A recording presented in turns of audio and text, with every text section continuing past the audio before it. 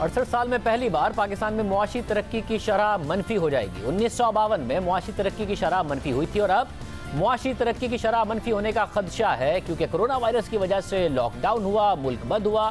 तो दुनिया भर की मीशतों का हाल है वो पाकिस्तान की मीशत का भी है। दुनिया भर की मीशतें सुकड़ रही हैं तो पाकिस्तान की मीशत भी सुकड़ने जा रही है। मगर अहम बात यह है कि नेशनल अकाउंट्स कमेटी ने तहरीक इंसाफ के पहले साल की मुआशी तरक्की की शरह को कम कर दिया है। ये शरह अब 3.3% से कम होकर 1.9% हो गई है, जो गुज़िश्ता 10 बरस की सबसे कम सतह है।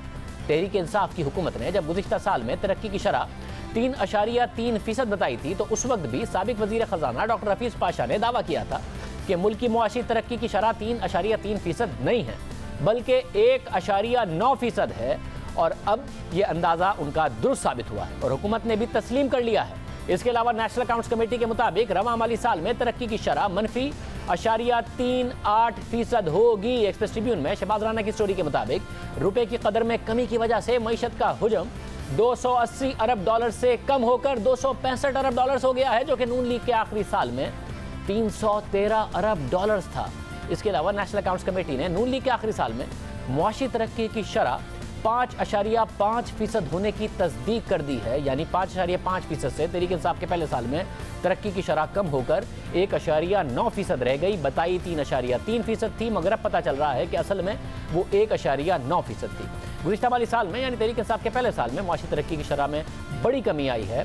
3.3% से 1.9% पर आई है, यानी जो तरक्की की शरह आवाम को बताई वो उससे बहुत कम। आमतौर पर जो नंबर्स बताए जाते हैं मिनिस्ट्री ऑफ फाइनेंस की तरफ से, हुकूमत की तरफ से, बाद में वो रिवाइज होते हैं, क्योंकि जो अंदाजे दिए जाते हैं उसमें जो हायर नंबर होता है उसको मिनिस्ट्री ऑफ फाइनेंस ले लेती है ताकि तरक्की की बेहतर शरह दिखाई जा सके। मगर ये फ़र्क बहुत बड़ा है तहरीक इंसाफ के दौर में।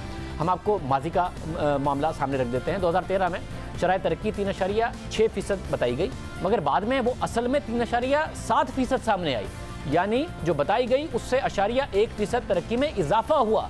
2014 में तरक्की की शरह 4.14% बताई गई, बाद में 4.03% सामने आए, यानी 0.11% कम।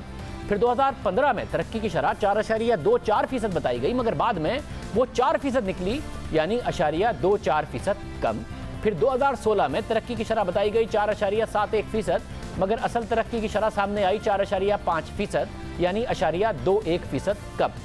2017 में तरक्की की शरह 5.28% बताई गई और बाद में 5.3% सामने आई, यानी बताई गई से 0.09% ज़्यादा शरह सामने आई। फिर 2018 में तरक्की की शरह 5.79% बताई गई, बाद में अब उसे 5.5% बताया गया है, यानी 0.29% कम।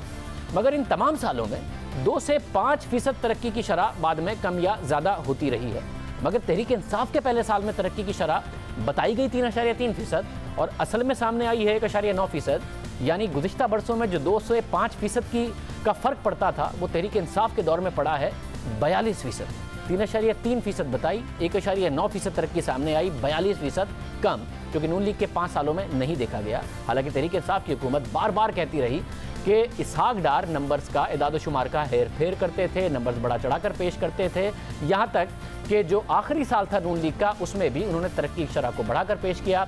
बहरहाल वो डॉक्टर हफीज़ पाशा की किताब का हवाला देते रहे, असद उमर साहब भी उसका हवाला देते थे। क्या कहते हैं? आपका यकीन नहीं आता तो डॉक्टर हफीज़ पाशा की किताब पढ़ें, पूरे 2 चैप्टर उसमें दिए गए हैं, चैप्टर नंबर 10 और चैप्टर नंबर 11। रात को मैंने बैठ के पढ़ी है वो, कि जनाब कि किस तरह इसहाक डार ने मईशत के गलत आदादो शुमार दिए पाकिस्तान ब्यूरो ऑफ स्टेटिस्टिक्स को मैनिपुलेट करके।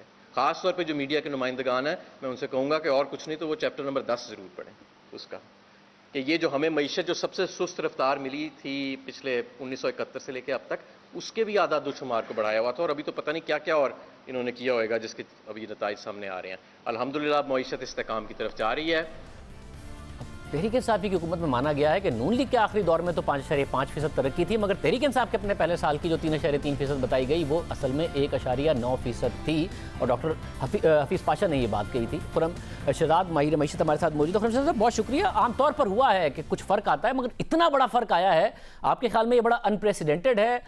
कुछ प्राइसेस, पावर का आउटपुट इसमें ज़्यादा बढ़ा चढ़ा कर बता दें, क्या हुआ, कितना बड़ा फ़र्क आया?